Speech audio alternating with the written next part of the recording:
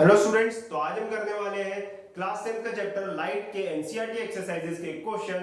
अब आज हम तीन क्वेश्चन करने वाले हैं एनसीईआरटी के, क्वेश्चन नंबर 7, 8 और तीसरा होगा हमारा क्वेश्चन नंबर 9। तो शुरू करते हैं सीधे क्वेश्चन नंबर 7 से। तो हमें क्या करना है इसमें, erect image, we wish to obtain an erect image of an object. एक ऑब्जेक्ट दे रखा है जिसकी इमेज हमें इरेक्ट बनानी है, और किसका यूज करके बनानी है, कनकेव मिरर का यूज करके बनानी है, जिसकी फोकल लेंथ 15 सेंटीमीटर हमें दे रखी है।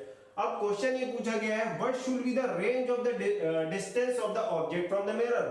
मतलब ऑब्जेक्ट के डिस्टेंस की क्या रेंज लेनी चाहिए कि हमारी इमेज इरेक्ट बन जाए, ये क्वेश्चन है। ये भी पूछा है कि नेचर ऑफ द इमेज क्या होगी, इमेज का नेचर पूछा है, इमेज बड़ी होगी छोटी होगी ऑब्जेक्ट से, ये पूछा है, और लास्ट में बोला है कि रे डायग्राम भी बना के दे दीजिए। तो ये सारी चीजें हमें करनी है। तो सबसे पहले निकालते हैं ऑब्जेक्ट के डिस्टेंस की रेंज। तो अभी हमारा इमेज जो है वो कैसी बननी चाहिए, इरेक्ट इमेज। अब आपको पता होगा जो भी इमेज इरेक्ट होती है वो वर्चुअल होती है। मतलब इमेज जो बननी चाहिए, वो क्वेश्चन में खुद बोला इरेक्ट इमेज चाहिए। इरेक्ट का मतलब वर्चुअल एंड इरेक्ट इमेज होगी। Image is virtual and erect, इतना हमें पता लग गया। वर्चुअल एंड इरेक्ट इमेज बननी है।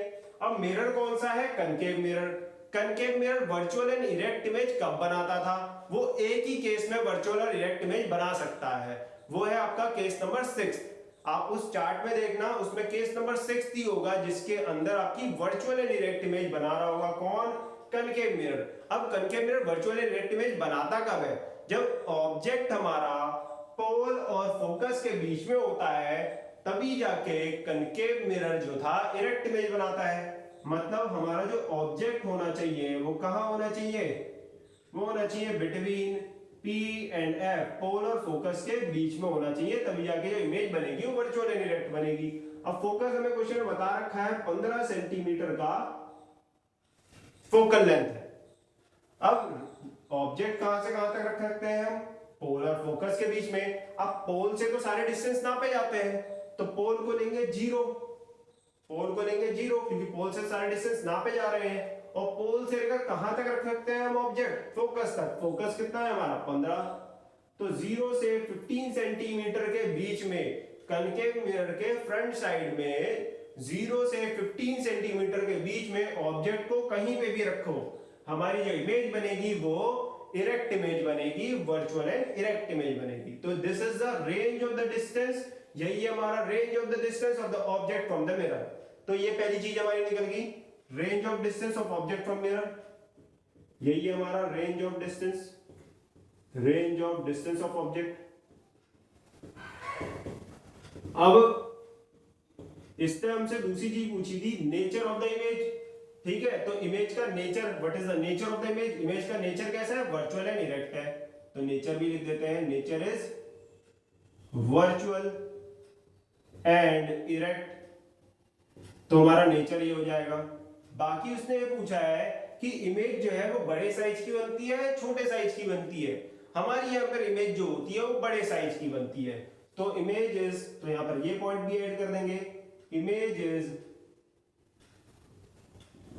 Larger than object. ऑब्जेक्ट के मुकाबले इमेज जो बनती है वो बड़ी बनती है, क्योंकि आपने वो 6th केस पढ़ा होगा, तो उसमें आपने ये पढ़ा होगा जब object between P and F होता है तो हमारी जो इमेज बनती है वो बिहाइंड द कनकेव मिरर बनती है, वर्चुअल एंड इरेक्ट बनती है और एनलार्ज्ड बनती है। एनलार्ज्ड का मतलब लार्जर देन द ऑब्जेक्ट बनती है। अब हमें बनाना है इसका रे डायग्राम। तो अब आ जाते हैं इसके रे डायग्राम पे। तो इसके रे डायग्राम पे हम बनाते हैं। अब हमारा ऑब्जेक्ट जो होना चाहिए वो P एंड F के बीच में होना चाहिए। ये रहा हमारा P पोल, ये रहा हमारा फोकस, ये हमने सेंटर ऑफ कर्वेचर दिखा दिया। हमारा ऑब्जेक्ट जो है यहाँ पर है। अब इस ऑब्जेक्ट से रेज जाएंगी। अब कोई भी ray parallel to the principal axis जाती है तो कहां से पास कर जाती है टकराने के बाद, दे will pass from the focus, तो फोकस से पास कर गई। दूसरी रे में पास करवा सकता हूं, कहां से, पोल से। कोई भी रे पोल से पास करते हैं तो वो रे टकराने के बाद जितना एंगल ऑफ इंसिडेंस बनाती है उतना ही एंगल ऑफ रिफ्लेक्शन बनाती हुई चली जाती है। तो ये देखो, इसने जितना एंगल ऑफ इंसिडेंस यहाँ बनाया होगा उतना एंगल ऑफ रिफ्लेक्शन यहाँ से बनाती हुई चली गई होगी। अब ये दोनों रेस को देखें तो ये दोनों रेस यहाँ आगे मिलती हुई नहीं दिखेंगी, क्योंकि ये दोनों रेस जो है डाइवर्ज होती जा रही है, डाइवर्जिंग रेस कहीं मिलती नहीं। तो हमें क्या करना पड़ेगा, इन रेज को खींचना पड़ेगा पीछे की तरफ। तो हमने इन दोनों रेज को खींच दिया ये पीछे की तरफ, और जहां पर ये दोनों रेज हमारी ये मीट कर जाएंगी वहीं पे बन जाएगी हमारी इमेज। तो हमारी इमेज कहीं यहां बन जाएगी बिहाइंड द मिरर। साफ दिख रहा है, ये ऑब्जेक्ट था ए बी, इसकी इमेज बनी है ए डैश बी डैश। इमेज कैसी है, सीधी है, इरेक्ट है, वर्चुअल है, बिहाइंड द मिरर बनी है, बड़ी बनी है ऑब्जेक्ट के मुकाबले। ये सारे पॉइंट यहां पर हो जाते हैं क्लियर। अब जो ये पोल है, पोल जो है 0 सेंटीमीटर पे होगा और फोकस जो होगा 15 सेंटीमीटर पे होगा। तो इस 0 से 15 के बीच में ऑब्जेक्ट को कहीं पे भी रख दो, आपकी इमेज जो है वो इरेक्ट ही बनेगी। तो ये क्वेश्चन का तो आंसर ये हो गया। अब आ जाते हैं नेक्स्ट क्वेश्चन पे। नेक्स्ट क्वेश्चन है question number 8। Name the type of the mirror used in the following situation. इसने पूछा है कि किस किस तरीके का मिरर हम यूज कर सकते हैं इन सिचुएशंस में। जैसे कि कार की हेडलाइट में कौन सा मिरर यूज होता है, कार की हेडलाइट में कनकेव मिरर का यूज करा जाता है। अब कनकेव मिरर का यूज क्यों करा जाता है कार की हेडलाइट्स में, तो उसका रीजन सुनो। कार की जो हमारे कनकेव मिरर होते हैं उनके फोकस पे कोई भी अगर चीज रख दी जाए तो वो क्या करते हैं, उसकी रेज फोकस से पास होती टकराती है मिरर पे और पैरेलल बीम्स बनाती है। जैसे अगर मैं बोलूं कार की हेडलाइट कुछ ऐसी है और उस ये कनकेव मिरर है, इस कनकेव मिरर के फोकस पे हमने एक बल्ब लगा दिया, एक लाइट लगा दी। अब फोकस से लाइट की रेज निकलेंगी तो they will pass parallel to the principal axis, they will pass parallel to the principal axis. टकराने के बाद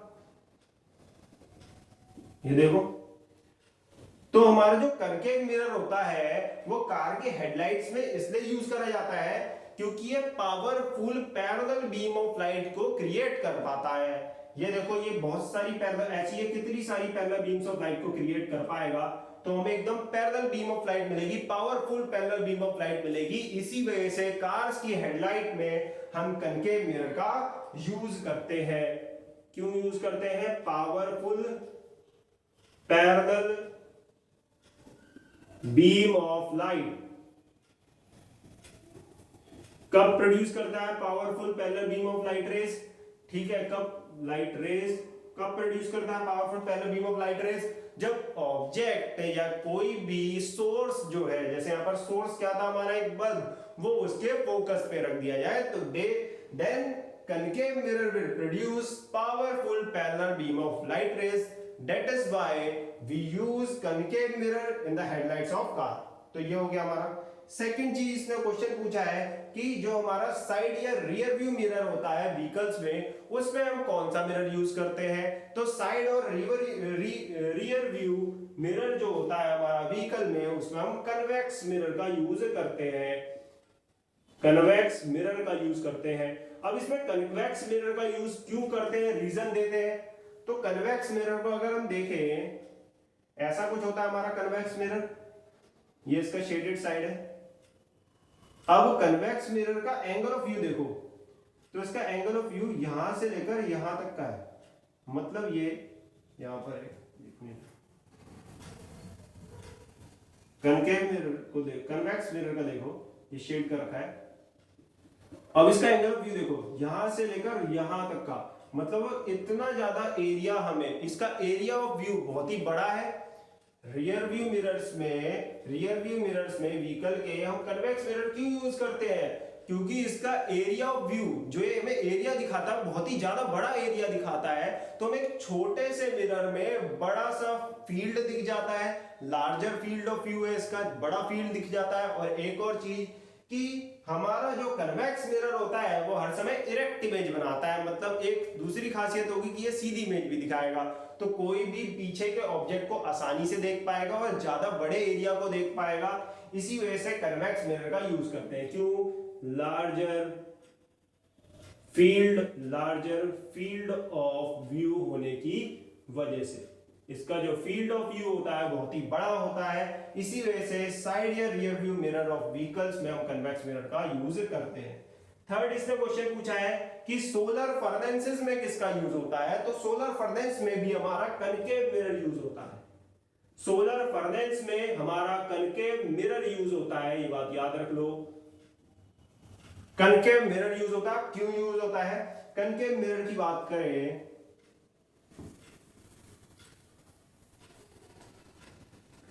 हमारा ये कनकेव मिरर है।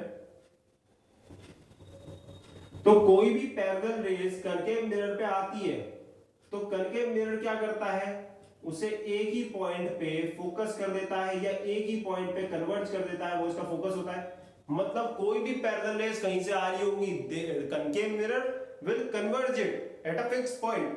कनकेव मिरर सारी रेज को कन्वर्ज कर देगा एक ही पॉइंट पे। तो कोई भी लाइट रेज, अगर सन से भी कोई लाइट रेज आ रही होगी तो parallel to the principal axis आ रही होगी, तो ये क्या करेगा, उन लाइट रेज को एक ही पॉइंट पे कन्वर्ज कर देगा। इससे क्या होगा, एक ही पॉइंट पे सारी हीट कंसंट्रेट हो जाएगी, ज्यादा हीट प्रोड्यूस होगी। इसी वजह से सोलर फर्नेसेस में हम कनकेव मिरर का यूज करते हैं, क्योंकि it will converge all the parallel rays to a fixed point. ये कन्वर्ज कर देता है all rays parallel to principal axis. जितनी भी रेज प्रिंसिपल एक्सिस के पैरेलल होती हैं, ये उन सारी रेज को क्या कर देता है, कन्वर्ज कर देता है एक ही पॉइंट पे। मतलब जितनी भी हीट रेज आ रही होंगी वो सारी कन्वर्ज हो जाएंगी एक ही पॉइंट पे। मतलब सारी हीट एक ही पॉइंट पे बनने लगेगी और इससे क्या होगा, हमारा खाना जो भी होगा, सोलर फर्नेस जो भी हमें गर्म करना है वो गर्म हो सकता है। तो सोलर फर्नेस में हम कनकेव मिरर का यूज करते हैं। ये हो गए हमारे 2 क्वेश्चन। अब आते हैं इसके तीसरे क्वेश्चन पे। ठीक है, आपको नोट डाउन करना है, नोट डाउन कर सकते हो आप इसे। तो अब इसमें जो तीसरा क्वेश्चन है वो क्या है, तीसरा क्वेश्चन में ये पूछा है कि अगर एक कन्वेक्स लेंस है, उसको हमने आधा कवर कर दिया है ब्लैक पेपर से। एक कन्वेक्स लेंस है, उसे आधा कवर कर दिया है ब्लैक पेपर से, तो क्या वो पूरी इमेज बनाएगा? और अगर बनाएगा तो रे डायग्राम से समझाना है। तो हम बोलेंगे कि वो बनाएगा। क्वेश्चन दोबारा सुनते हैं। तो हमारा क्वेश्चन ये है, जब एक कन्वेक्स मिरर है, ये रहा हमारा कन्वेक्स मिरर, क्वेश्चन नंबर 9 है ये। एक हमारा कन्वेक्स मिरर है, उसे हमने आधा कवर कर दिया है ब्लैक पेपर से, या जैसे भी है उसे हमने कवर कर दिया। अब इसको हाफ ऑफ द लेंस हमने कवर अगर कर दिया है, तो क्या ये इसके आगे जो भी ऑब्जेक्ट रखा जाए, क्या ये उस ऑब्जेक्ट की कंप्लीट इमेज बना पाएगा? तो हम बोलेंगे हाँ बना पाएगा, और इसे हम प्रूव भी कर सकते हैं, एक्सपेरिमेंटली दिखाते हैं। कोई भी ऑब्जेक्ट हमने यहां रख दिया है, ये हमारा ऑब्जेक्ट हो गया ए बी। अब इससे कोई भी लाइट जाएगी parallel to the principal axis, कोई भी light parallel to the principal axis जाएगी, तो वो टकराने के बाद फोकस से पास कर जाएगी। ठीक है, फोकस से पास कर गई। दूसरी रे, अब यहां से तो मैं रे भेज नहीं सकता, तो दूसरी रे कैसे भेज देंगे, थोड़ा सा नीचे से करके।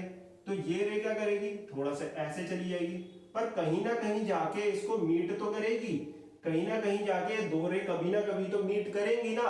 और आपको पता होगा, कहीं पे भी, मतलब जहां पर 2 रेज इंटरसेक्ट कर जाती है वहीं पे इमेज बनती है। मतलब मेरी इमेज यहां बन जाएगी। मतलब अगर मैंने इस लेंस को आधा कवर भी कर दिया है, तब भी यहां पर image A dash B dash बन चुकी है। ये ऑब्जेक्ट था तो इसकी इमेज यहां बन चुकी है। समझ में आ रहा है? अगर मैं ऑब्जेक्ट को यहां रख रहा हूं तो इमेज बन रही है। इसका मतलब अगर लेंस को तुम आधा कवर भी कर दो तो इमेज पूरी बनती है। इसे एक बार ऐसे भी देख लेते हैं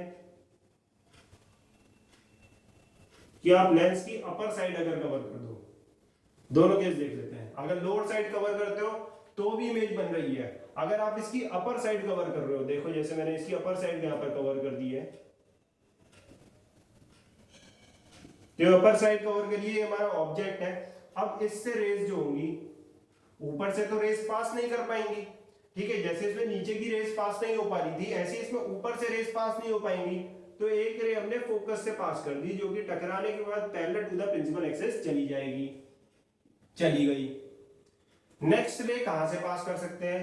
तो नेक्स्ट रे हमने ऐसे आगे से पास कर दी इससे, तो टकराने के बाद ये कहीं ना कहीं ऐसे टेढ़ी चली जाएगी और कहीं ना कहीं तो जाके इससे मीट करेगी। ये रे जो होगी ऐसे जाएगी और कहीं ना कहीं जाके ये मीट तो करेगी इस वाली रे से, और जहां पर ये मिल जाएगी वहां पर हमारी इमेज बन जाएगी ए डैश बी डैश। तो इमेज तो कंप्लीट बनेगी ही बनेगी, मतलब चाहे अपर पार्ट कवर कर दो चाहे लोअर पार्ट कवर कर दो, हमारी इमेज पूरी बनेगी दोनों ही केस में। ठीक है, मतलब अगर आप कन्वेक्स लेंस को आधा कवर कर भी देते हो तो इमेज बनती है पूरी, पर एक कमी रह जाती है कि उसकी इंटेंसिटी जो होती है, intensity decreases, intensity and brightness, intensity and brightness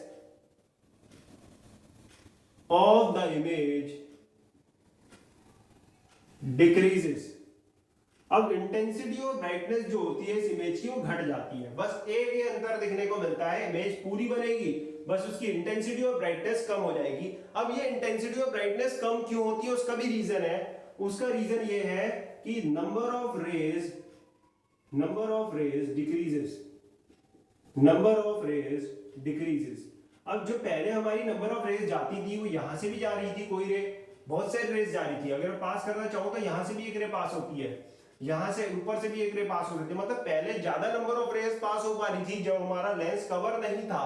पर जैसे ही लेंस को कवर किया तो हमारी नंबर ऑफ रेज जो पास हो रही थी लेंस से वो डिक्रीज हो गई, और नंबर ऑफ रेज जो पास हो रही है लेंस से अगर वो डिक्रीज हो जाएगी तो हमारी इमेज कि इंटेंसिटी और ब्राइटनेस भी डिक्रीज हो जाएगी, पर इमेज जो होगी वो पूरी बनेगी।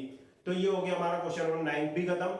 ठीक है स्टूडेंट्स, बाकी ऐसी और वीडियोस देखने के लिए हमारे चैनल को सब्सक्राइब जरूर करना। Thank you for watching.